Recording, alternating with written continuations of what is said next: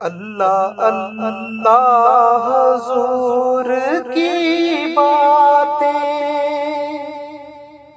اعوذ باللہ من الشیطان الرجیم، بسم اللہ الرحمن الرحیم۔ السلام علیکم نئے دوست، اس سلسلہ سے جڑنے کے لیے چینل سبسکرائب کر کے گھنٹی کو دبا دیں۔ صحیح البخاری، کتاب الایمان، حدیث نمبر 35۔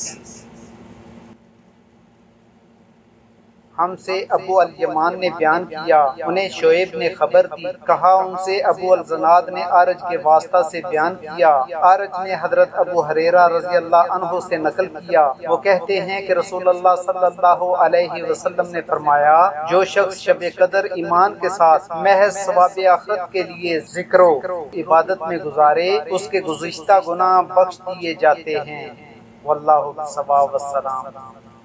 نئے دوست، اس سلسلہ سے جڑنے کے لیے چینل سبسکرائب کر کے گھنٹی کو دبا دیں۔